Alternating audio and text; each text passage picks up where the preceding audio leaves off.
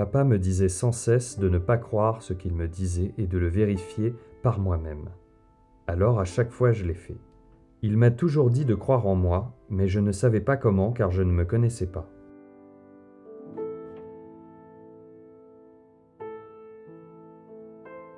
Comment pouvais-je le savoir? Je suis allé le demander à d'autres avec une question existentielle. Quelles étaient leurs valeurs?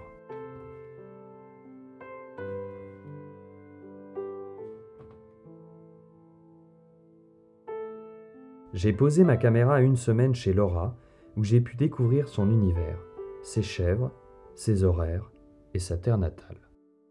J'aime entendre les histoires et encore plus les raconter quand les valeurs sont fortes. Elles nous transportent dans ce qu'il y a de plus ancré en notre société, ce qu'il y a de plus profond qui nous définit, notre nature intérieure et extérieure. Laura en a. Tellement que ça se ressent dans ses fromages et dans sa complicité avec les animaux.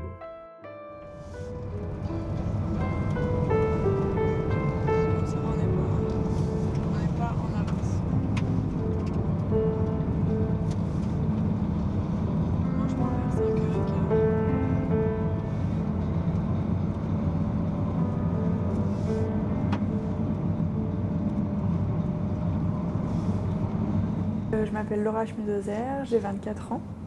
Je suis agricultrice et fromagère.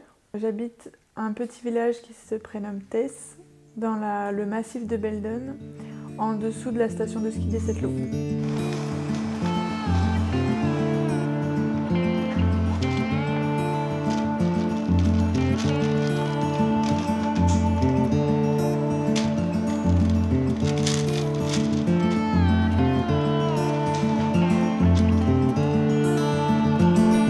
Mardi matin, nous sommes allés livrer une dizaine de points de vente, notamment chez Bernard Bravo, meilleur ouvrier de France à Grenoble.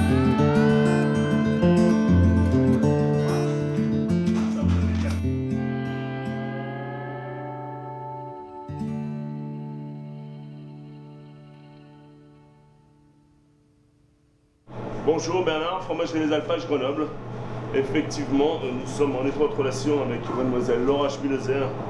Petite nouvelle dans le métier qui promotionne tout ce qui est fromage de chèvre sur le massif des Sept-Lots. Et effectivement, on voit une petite fermière qui en veut, qui est toute jeune, qui démarre dans le métier toute seule à 20 ans. Je trouve ça magnifique. Et puis en plus, elle innove un peu des produits un peu sympathiques comme des jolies petites bûchettes cendrées, des petites choses un peu aromatisées. Donc effectivement, ça fait avancer le métier. Et puis nous, effectivement, au bout de 38 ans, on a un devoir de transmission. Donc effectivement, on a besoin de jeunes comme ça qui vont promouvoir le métier. Donc quelque part, on remercie Laura d'être aussi assidue au boulot et de faire des fromages de qualité. Aujourd'hui, le monde de l'école, pour moi, à l'image de Laura, j'ai l'impression qu'il sera génie. J'ai l'impression qu'il y a un renouveau avec des jeunes qui ont envie de faire un métier plus proche de la terre. Ils en ont un peu marre maintenant des usines, des choses comme ça. Donc pour moi, le monde agricole est en plein changement, bouleversement. C'est les jeunes qui viennent là et qui aujourd'hui prennent les successions à la transmission des parents et je trouve ça super. Alors notre histoire familiale, donc mon grand-père était agriculteur, était éleveur de porcs et donc il avait 2000 porcs sur la commune de Tencin. Et mes parents sont installés sur la ferme, la ferme de Tess en 1990.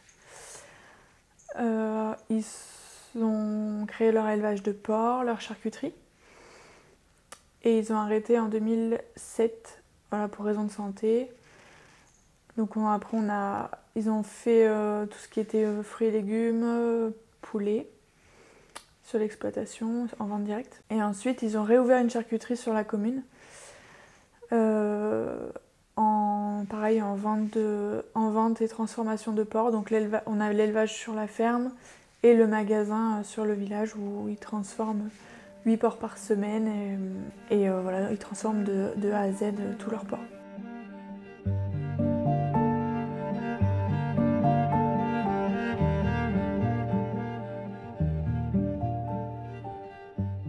Nos parents nous répétaient « travailler à l'école pour plus tard » et nous poussaient sans cesse à venir les aider à la ferme. Cela nous donnait le goût de la vie et du travail bien fait.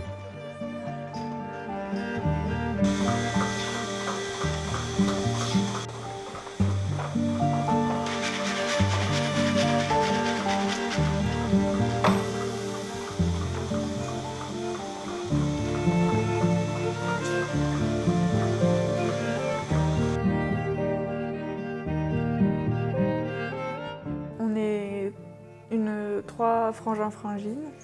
J'ai une grande sœur qui est de 93, qui travaille sur l'exploitation à mi-temps et sur la charcuterie à mi-temps. Ensuite j'ai du coup mon frère jumeau, où on est né grand prématuré à 7 mois de grossesse. Et voilà, on a eu un cursus scolaire un peu différent des autres finalement, surtout moi. J'ai fait une 4e professionnelle, une 3e professionnelle. Ensuite, je suis partie au lycée agricole de Reynac à la Motte-Servolex, où j'ai fait ma 2e et ma 1re. Et ensuite, j'ai arrêté l'école pour cause de santé. Donc, j'ai eu des gros problèmes de santé au niveau des hanches, où j'ai eu 5 opérations. J'ai été greffée. Donc voilà, j'ai fait presque 1 an de fauteuil roulant, 1 an de béquille. Et en attendant mon installation, donc j'ai attaqué mon projet, j'avais à peu près 16-17 ans. J'ai commencé mon projet comme ça, on a fait les plans. Ensuite, j'ai acheté mes premières chevrettes.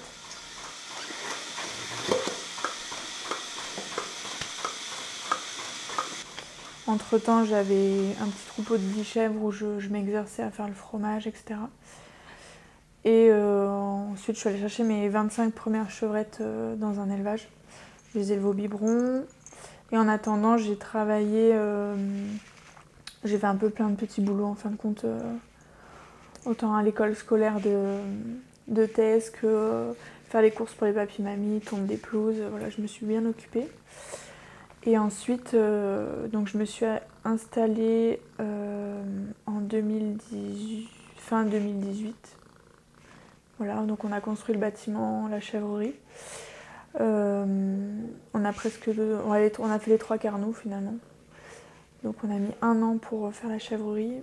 Et ensuite, voilà, j'ai augmenté mon troupeau de chèvres. Donc maintenant j'ai 70 chèvres, donc de race alpine, et je transforme 100% de mon lait sur l'exploitation. Donc je suis seule sur la partie chèvrerie. On a également quelques vaches où je fais du veau de lait. Et voilà, et après, donc ma sœur s'occupe plutôt tout ce qui est fruits et légumes, pension de chevaux et cochons.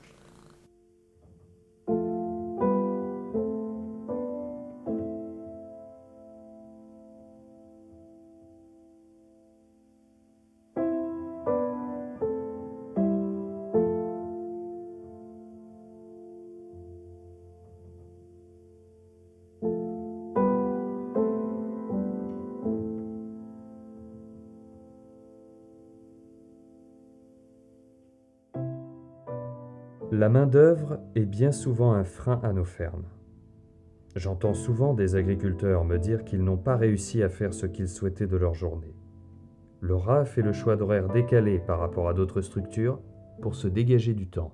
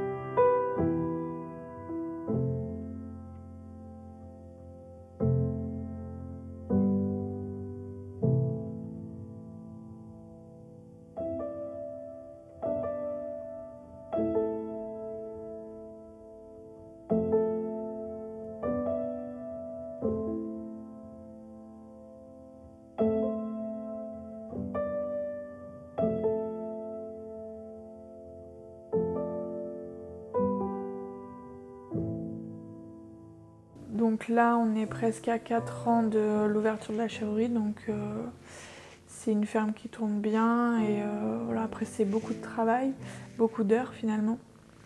Et voilà, à l'avenir, j'aimerais bien qu'on soit 2 en partie chèvrerie élevage. Parce que du coup, je traite toute l'année. Je tourne sur 2 lots de chèvres, j'ai 2 mises bas, donc octobre et février-mars. Du coup, ça fait quand même pas mal de travail.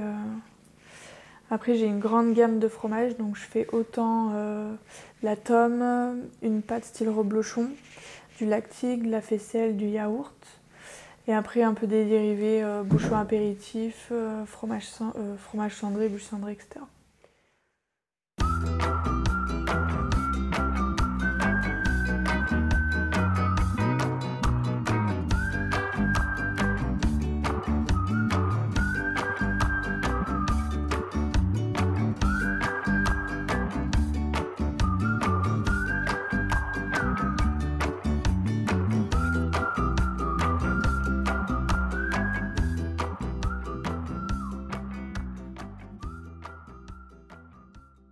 Une journée type à la chèvrerie, donc je me lève à 3h moins quart, je traite à 3h15. Ensuite j'ai 1 heure de traite environ, le temps de nourrir. Après je vais en fromagerie. Je finis la fromagerie vers 11h, enfin midi, plutôt midi. Et je fais une pause entre midi et 14h, ce qui me permet de manger et faire ma séance de kiné pour mes hanches. Et ensuite, je rattaque à la chèvrerie vers 14h30. 14h, 14h30, où il y a l'installation de la traite, puis le nourrissage, un petit retour en fromagerie quand il y a besoin. Et après, visite des vaches au pré, on fait le tour de la ferme, quoi. Donc ça fait des bonnes journées. Moi, on finit vers 19-20h, quoi. Après, tout dépend des périodes où il y a des plus grosses journées que d'autres. Voilà. Par exemple, le mardi où je fais toutes mes livraisons, où je démarre aux alentours de minuit, 1h du matin. Donc là, c'est la grosse journée de la semaine, quoi.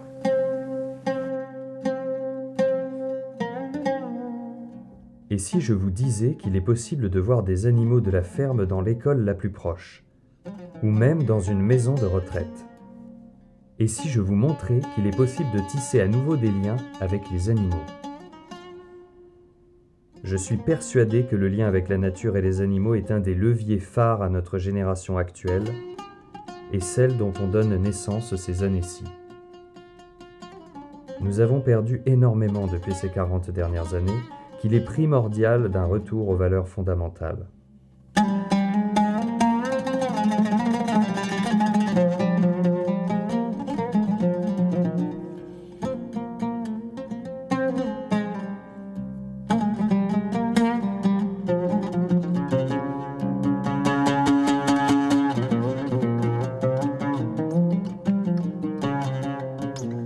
En plus de la chèvrerie, j'ai monté du coup une ferme itinérante où je me déplace dans les maisons de retraite, les crèches,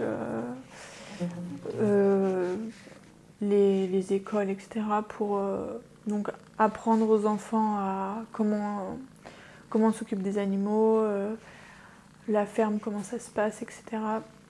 Et j'ai également monté, du coup, j'ai dressé mes chevaux et je fais un peu de spectacle équestre.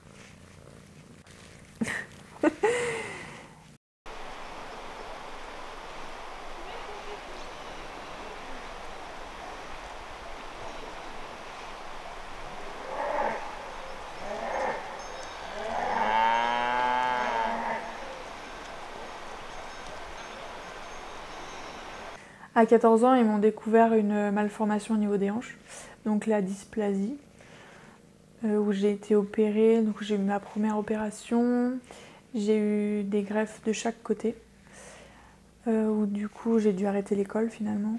C'était trop compliqué de suivre un cursus scolaire en fauteuil roulant. Du coup, j'ai resté bien 8 mois en fauteuil et 8 mois en béquille. Réapprendre à marcher. Donc c'est vrai que dans la vie de tous les jours, ça m'handicape beaucoup. Je suis à 2 à 3 séances de kiné par semaine. Et c'est pour ça qu'on a fait un bâtiment neuf pour pouvoir adapter au maximum à ma maladie finalement. Et il y a encore des aménagements à faire qui seront là dans les années à venir, notamment un fauteuil roulant adapté pour la fromagerie. Donc finalement les gens me voient debout mais ils savent pas en fait ce qu'engendre tout ça finalement. Mais voilà, c'est très handicapant dans la vie de tous les jours, donc faut s'adapter. Et c'est vrai que je suis quelqu'un qui a une connaissance de mon corps qui est extraordinaire parce que je sais les limites finalement. Donc ça c'est parfait. Après j'ai un suivi médical qui est quand même énorme.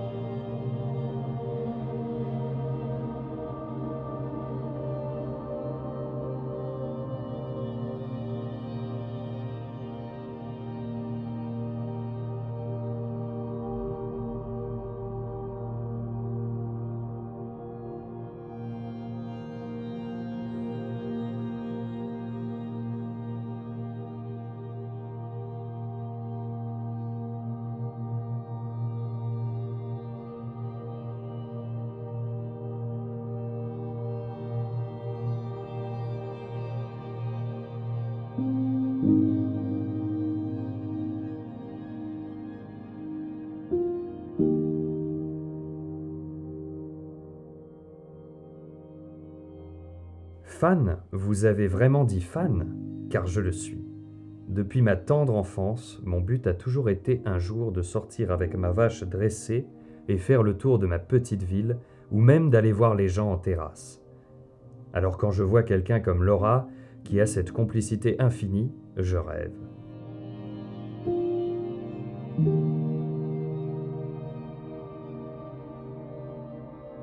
J'ai toujours vécu avec des animaux depuis que je suis toute petite et c'est vrai que j'ai du mal à m'en passer et je me vois mal vivre sans, rien qu'une journée finalement.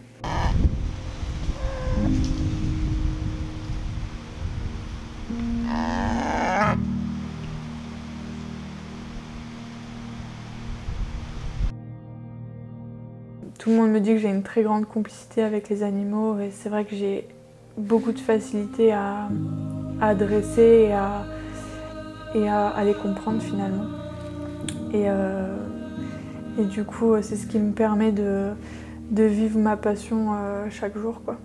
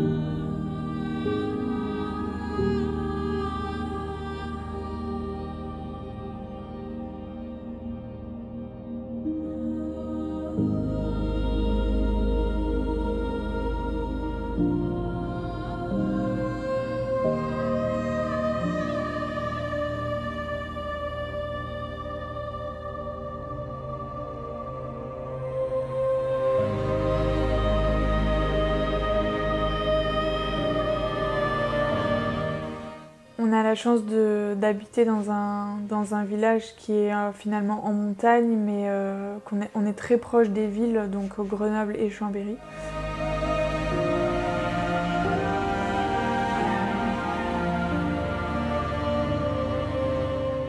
Donc on y est très très vite et c'est vrai que pour les ventes c'est quand même un avantage.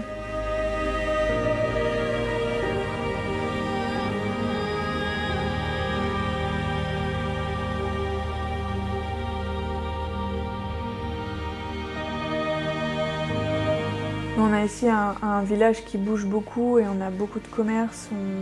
On est 2000 habitants, mais on a un village qui est quand même vachement évasé et on se connaît tous, on s'entend à peu près bien. Après, on a de nombreux commerces qui permettent de faire vivre notre village. Restaurant, on a quand même une boucherie, une charcuterie, une boulangerie, on a un coiffeur, un centre de bien-être. Voilà, on a vraiment un village qui bouge beaucoup et on a aussi la chance d'avoir une très belle station de ski, donc les 7 lots, qui est à 10 minutes de la maison. Donc c'est vrai que pour la vente directe, on a tous les touristes qui passent à côté, quoi.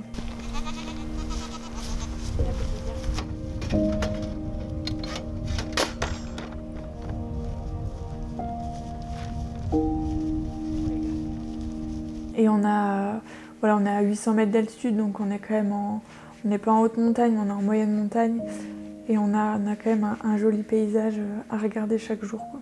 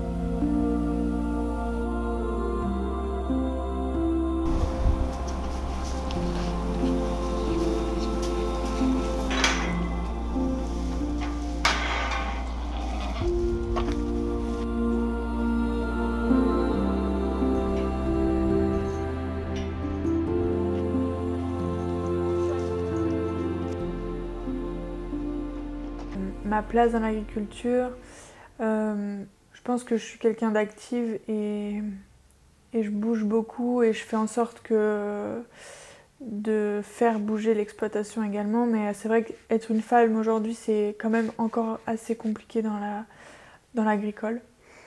On n'est pas trop comprise et on n'est pas rabaissé, mais c'est vrai que il faut être féminine quand même, je trouve, et on a vite des jugements sur les hommes ou du sexisme finalement. Et je trouve ça bien dommage. Mais voilà, le but c'est c'est de montrer que ouais, on est féminine malgré qu'on brasse de la bouse chaque jour finalement et je trouve ça important. Ouais.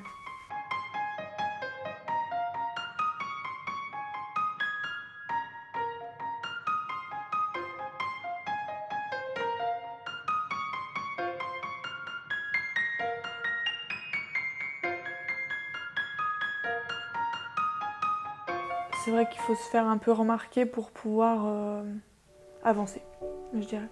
Les réseaux sociaux, ça marche quand même vachement bien et je me suis beaucoup appuyée là-dessus au départ de mon installation et au départ de la chèvrerie.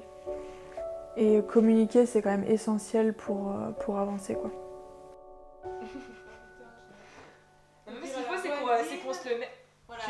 J'ai conscience de la solitude de notre métier.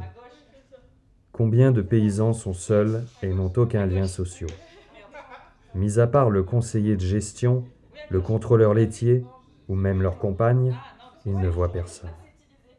J'ai connu quelqu'un qui m'a dit un jour « Je me lève tous les matins. À part ma femme le soir, je ne vois personne d'extérieur au para-agricole. » Je me suis enfermé dans une spirale de travail où il en fallait toujours plus. Mais après, que faut-il faire? Laura a cette chance grâce aux réseaux sociaux et à la vente directe de tisser des liens.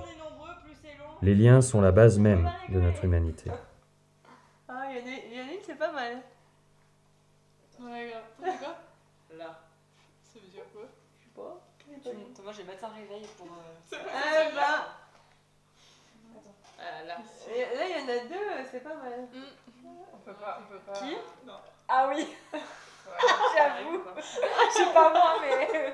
Peut-être que moi, c'est pas pas mal. On va pas trop spoiler. On va. Ok.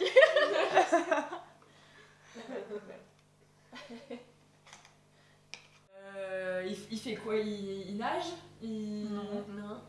C'est un super-héros? Non. C'est un... Non, je sais pas. Je sais, c'est un sauveur, c'est pareil, super-héros, c'est pareil. Bah, le sèche, hein. C'est ouf, c'est chaud. Non, mais en fait, c'est le... Toi, à chaque fois que tu me regardes, tu rigoles. Non, mais c'est la forme de tes lunettes. Non, en fait, c'est quand même... En fait, c'est ma tronche. Non, parce que, à la rigueur, Genre, ce regardez, je te jure, un peu. que ton personnage fait après, c'est plus drôle que la personne en elle-même en fait. Mais moi, en fait, c'est quand vous dites que vous savez pas si c'est un homme ou une femme, donc du coup, j'ai pas de repère en fait. Non, c'est les deux. Ah, les dessins animés, C'est c'est les deux. toujours un peu. Il y a un croisement. Il y a un croisement? C'est vrai? Bah, ça peut être. Ouais, une meuf. moi, Allez, je commence. fais, moi je suis un homme connu qui passe à la télé. Ouais. Et est-ce que je fais de la politique? Non. Oh, j'ai tout dit là, qui passe à la télé. Non. attends. Est-ce que je fais un sport? Oui. Ouais. Vélo, Non. natation, Non. ski, Non. tennis. Non. Les trucs les uns, Romain, c'est. Je sais pas. Foot. Oui.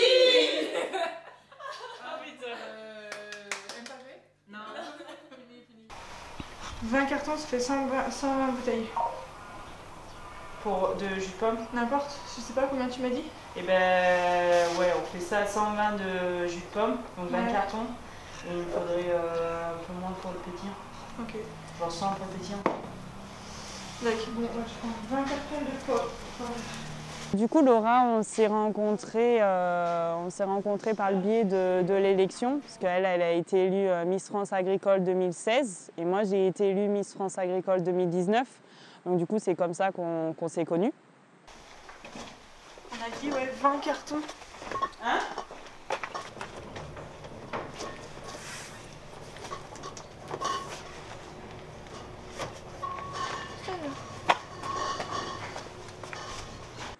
Et puis après, je suis venue ici dans la ferme pour faire un stage, et en fait, j'ai découvert son univers.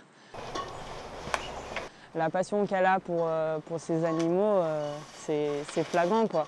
La passion, l'envie, et puis Laura, c'est vraiment une battante. Elle travaille énormément pour pouvoir transformer ses fromages et pour pouvoir proposer un produit haut de gamme à ses clients, et c'est waouh, quoi.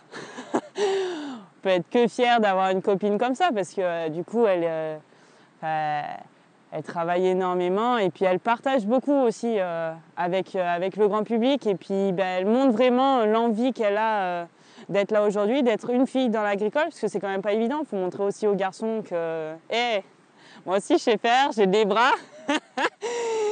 Mais du coup, non, c'est vraiment quelqu'un de génial, quoi. Elle est géniale.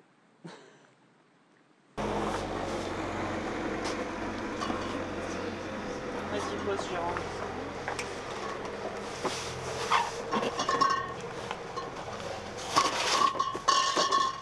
Trouver sa place dans cette société me paraît un objectif très fort à suivre. Et dès qu'on le sait, il faut s'y tenir, lorsque la volonté le permet. Parfois, l'obscurité nous met dans des positions inférieures aux autres, alors que d'autres nous montrent la lumière si grande qu'on ne veut pas y croire. Ouais, 15 heures, moi ça fait des chiffres. Ouais. La femme, elle, a été dénigrée depuis bien des siècles. On la traite encore inférieurement, alors qu'elle joue un rôle fondamental. On a plus de ça là. Oh non, un petit peu moins. En fait, déjà, la femme.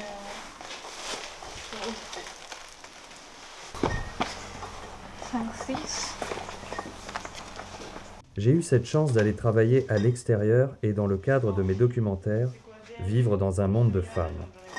J'ai perçu ces inégalités, mais surtout leur ténacité, pour avoir une place et exister.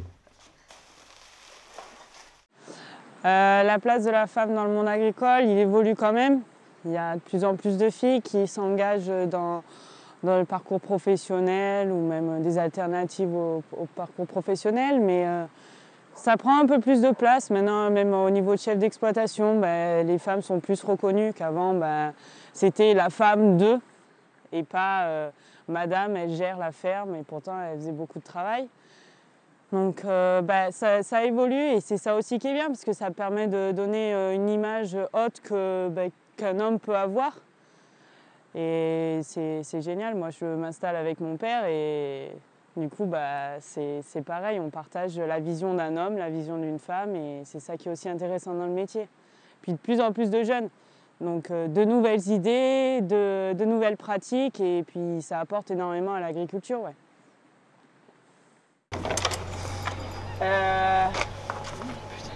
Ce que j'allais dire, du coup, c'est tout. Et puis on se rappelle pour. Et tu m'as dit 3 le pomme et 3 le pétillant, tu vois, c'est ça. J'en parlerai avec ta mère. Tais-toi.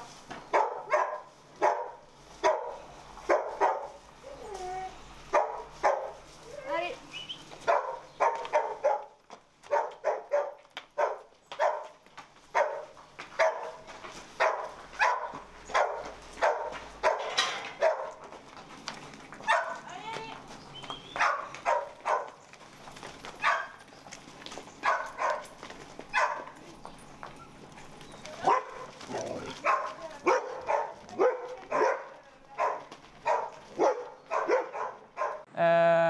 Du coup, Laura est quand même relativement engagée dans le milieu agricole. Elle fait quand même de la vente directe, donc il y a un atout aussi de partage au niveau du public pour ses produits.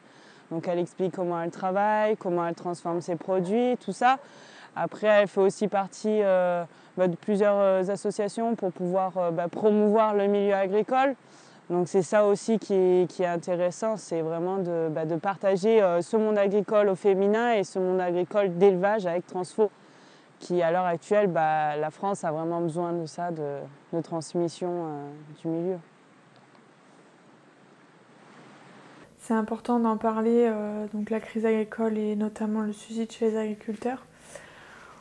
Donc je pense que c'est un moment qui est compliqué pour plusieurs raisons finalement. La solitude, d'où la vente directe finalement. C'est vrai que c'est pour ça aussi que j'ai fait un magasin sur la ferme, pour pouvoir voir des gens, chose qu'on finalement quand on est dans notre boulot et on voit pas grand monde. Surtout comme moi qui travaille seule sur la partie chèvrerie. Et notamment peut-être le soutien moral, peut-être aussi de la famille. Les gens qui ne comprennent pas vraiment le nombre d'heures qu'on fait et le travail qui est 365 jours par an, etc., du lundi au lundi finalement. Et l'ouverture d'esprit, c'est vrai qu'on est vite jugé pour énormément de choses en sachant que ces personnes-là ne connaissent rien sur notre métier. Et aussi la valorisation de notre produit. Il y en a peut-être qui vont négocier un fromage à 1,20 € alors qu'ils ne savent pas tout le boulot qu'il y a derrière. Et je trouve ça triste en fait. On n'est pas des usines, on fait toutes nos mains. De la naissance de la chèvre jusqu'à sa mort, jusqu'à la transformation, la livraison jusqu'au repas finalement. Et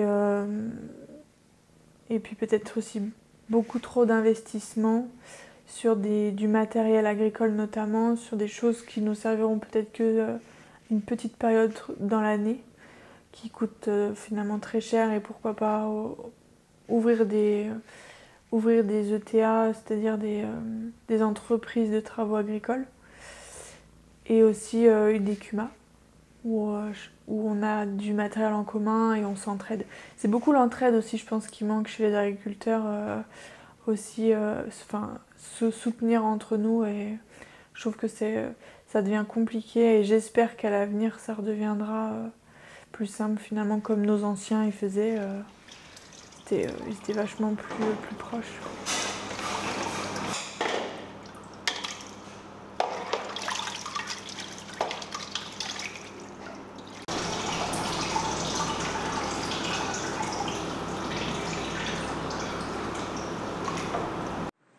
L'élection, ça permet de pouvoir discuter avec n'importe quel système de politique, avec n'importe quelle personne, que ce soit du public, du grand public, que ce soit des citadins ou que tu sois de la campagne. Ça permet, tu vois, de discuter vraiment du milieu et donner cette vision de l'agricole parue d'une femme et des jeunes, quoi. Et c'est ça qui est intéressant du coup dans l'élection, parce que ça permet vraiment de défendre le milieu agricole, et là particulièrement au féminin. Mais après, ma vision du milieu agricole, c'est qu'elle évolue, chaque année. Moi, je suis de milieu rural, en moyenne montagne, avec d'élevage de brebis, tout ça et tout. Donc du coup, j'ai pas le même perçu que ici, tu vois. C'est pas du tout le même univers, c'est pas les mêmes montagnes, voilà, c'est pas pareil. Mais du coup, on n'a pas les mêmes problèmes qu'ici. Nous, on a quand même pas mal de problèmes avec les randonneurs, tout ça, avec nos chiens de protection. Parce que on a pris des chiens de protection, mais on a été obligé d'en prendre. On vit avec le loup. Et du coup, on est obligé de vivre avec. Donc voilà, après, nous, on n'est pas contre le loup, mais voilà. Tu vois, c'est des trucs qui évoluent d'année en année. Et puis, il y a 25 ans, tu n'avais pas autant cette pression-là. Puis, après, nous, on fait de la vente directe, donc aussi, ça nous permet de discuter avec les gens, de les sensibiliser sur les problèmes qu'on a, mais sur les atouts qu'on a aussi. Parce qu'on vit quand même dans un cadre, voilà... C'est royal, quoi. Tu peux pas faire mieux. Et puis les gens, ils ont vraiment besoin de revenir à la terre. Puis ils sont demandeurs. Nous, on fait des week-ends, tout ça, à la ferme. Et les gens, quand tu ouvres les portes de ta ferme, il y a 25 ans en arrière, c'était pas ça. Les agriculteurs, ils faisaient leur travail, tout ça et tout, ils travaillaient. Et là, à l'heure d'aujourd'hui, il faut vraiment sensibiliser les gens là-dessus. Et c'est l'agriculture qui évolue dans ce sens-là, quoi. On en a besoin. Les gens restaient chez eux, tout était séparé, quoi. C'est ça. Tu avais les gens de la ville, les gens de la campagne. Là, tu as des gens de la ville qui reviennent à la campagne. Tu en as qui sont demandeurs ou non de venir visiter ta ferme, de s'intéresser à ton travail, tout simplement. Parce qu'ils voient un tracteur passer et ils disent « Ah tiens, lui il travaille, c'est dimanche matin, moi je suis tranquille, je suis dans mon canapé et tout ça. » Et puis il y en a justement qui veulent savoir pourquoi il se déplace et il va faire ça. La saison, là, c'est les moissons, tout ça. Il y en a pas mal qui s'arrêtent, nous, pour voir, dire « Ah, mais qu'est-ce que vous faites ?» et tout. Ils prennent des photos, les moissonneuses et tout. Ouais, c'est plus du tout le même rapport qu'il y a 25, 30 ans. Et c'est ça qui est intéressant. Après, c'est comme tout. T'en as qui sont d'accord avec ce que tu fais et t'en as qui sont moins d'accord. Mais à l'heure d'aujourd'hui, faut se rappeler que si t'as pas l'agriculture, tu peux pas vivre, quoi. Donc c'est la matière première de la vie, donc du coup voilà. La crise sanitaire, finalement, on n'a pas tant ressenti que ça parce qu'on est en vente directe. Et même moi, si je livre beaucoup d'épiceries, de grandes surfaces, les gens mangeront toujours, donc ça nous a pas changé le cours de notre vie finalement. Et c'est la chance qu'on a eue par rapport à d'autres commerces, c'est que les gens mangeront toujours et qu'on arrivera toujours à vendre notre produit, et heureusement.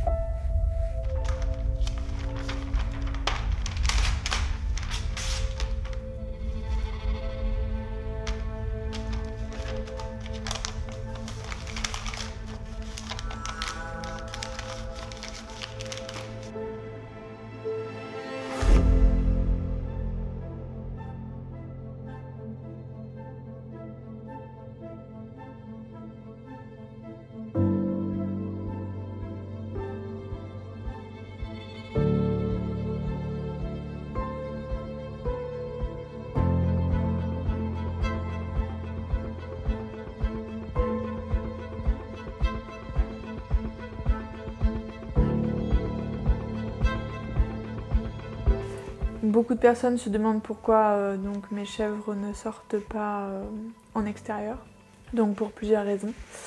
La première étant qu'on a quand même beaucoup de loups sur le secteur d'Eldon, donc voilà, j'ai pas envie de me faire manger tout mon troupeau. Ensuite, malheureusement, quand on est jeune agriculteur, on n'arrive pas à trouver les terrains possibles pour faire pâturer. Donc on a quelques petits terrains qui pourraient être adaptés pour elles et qui sont vachement trop loin de la ferme pour les emmener et les ramener le soir à la traite.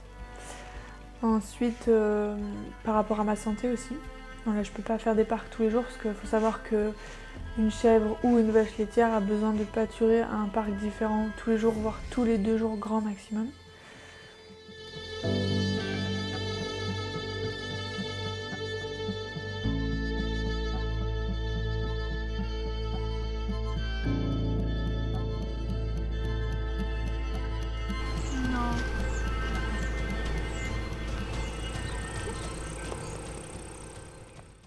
Mes chèvres sont tout aussi bien dedans finalement. Elles ont des jeux, il y a une brosse automatique, il y a des ballons. Et il faut savoir qu'elles n'ont jamais été vermifugées depuis qu'elles sont nées. Donc ça fait 3-4 ans qu'elles n'ont jamais reçu du vermifuge pour les vers, quoi. Et ça, c'est quelque chose qu'on est obligatoirement obligé de le faire quand elles sont dehors, au moins 2 voire 3 fois par an. Elles ont beaucoup de mal à gérer les parasites internes, c'est très fragile et de plus, elles détestent la pluie et le mauvais temps.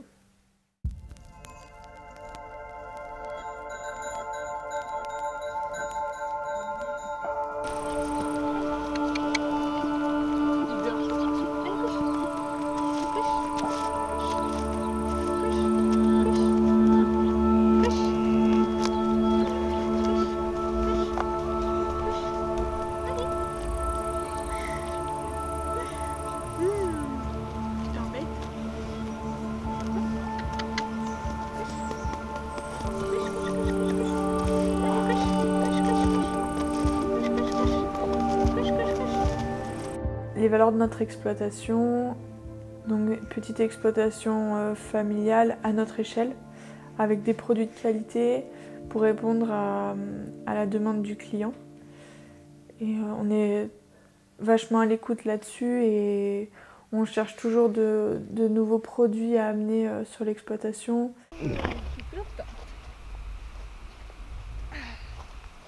C'est bien chouchou. Je me décrirais comme une personne à l'écoute, passionnée, amoureuse inconditionnelle de ces animaux. Et souriante, travailleuse.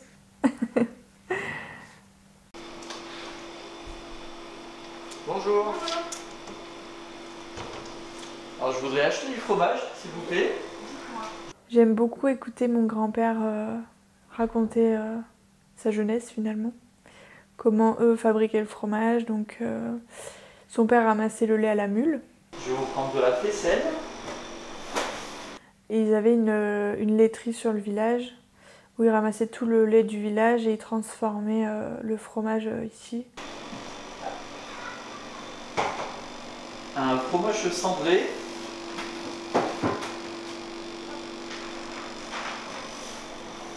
En cœur ou en rocher? En cœur. Quand les grandes entreprises en ville ont démarré, donc tout ce qui est Danone, Lactalis, tout ça, tout le monde était allé là-bas et finalement ils ont dû fermer la laiterie.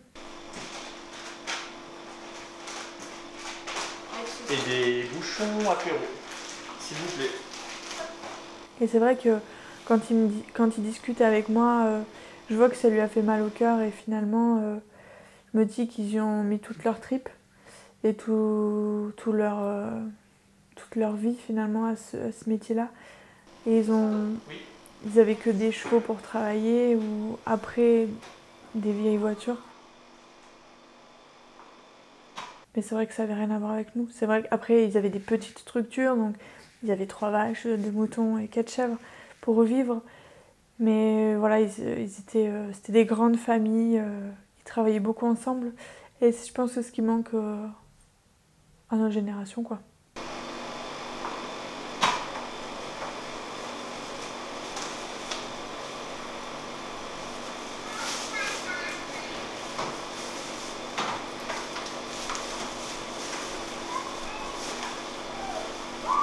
Mais c'est vrai que mon enfance, on a été encore un petit peu dans cette génération-là où nos parents nous ont élevés un peu à la dure finalement. Où voilà, c'était à 7-8 ans, on allait à la ferme et on bossait après l'école. Je sais que quand nous, on allait au collège, il fallait absolument qu'on aille nourrir les chevaux avant de partir. Et c'était fumer tous les mercredis, fumer tous les week-ends. Et quand on était gosse, on avait un tas de sable et 2 tracteurs et puis on s'amusait comme ça, quoi. On n'avait pas besoin de jeux vidéo. On n'a d'ailleurs jamais eu de jeux vidéo, de PlayStation et tout ça, quoi. Et aussi. Merci. Merci. Bonne journée. Au revoir. Et c'est pas pour autant qu'on a été malheureux. On a même très très bien vécu notre enfance. Après, c'est vrai que c'est pas un regret, mais on n'a pas vraiment profité de notre enfance ou de notre jeunesse.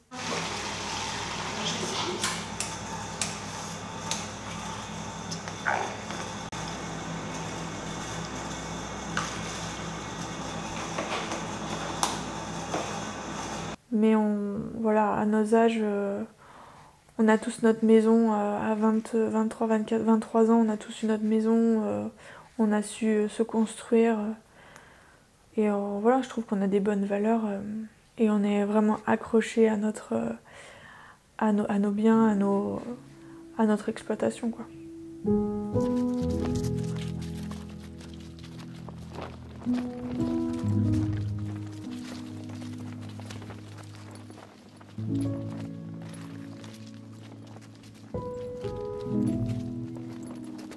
Les jeunes d'aujourd'hui ont malheureusement pas cette chance d'avoir cette éducation-là et avoir les mains dans la terre comme nous on a eu quand on était jeunes finalement.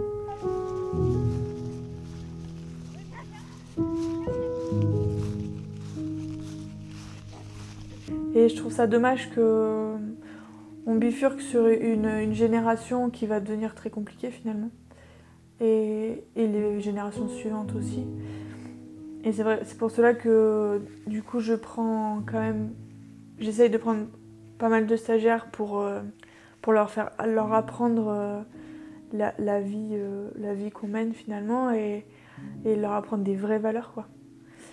Et c'est vrai que dans mon enfance, trouver des stages, déjà en étant une fille et en plus étant jeune, ça a été très très dur.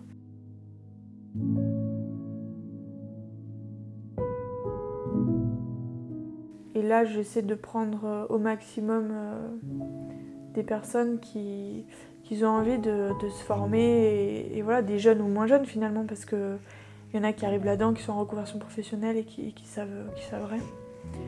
Et j'ai une qualité, je suis hyper ouverte d'esprit, donc j'arrive à vachement discuter, à vachement apprendre et faire découvrir mon métier et mon travail.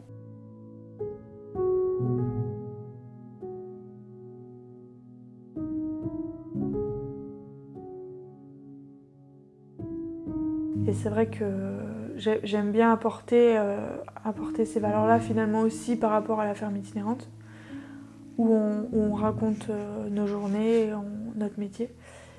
Et nos métiers, enfin les artisans, agriculteurs, on en aura toujours besoin. Et les filières professionnelles sont, et j'espère, en train de se développer, quoi. À toi mon papy, mon héros, mon modèle, toi le grand homme que tu étais.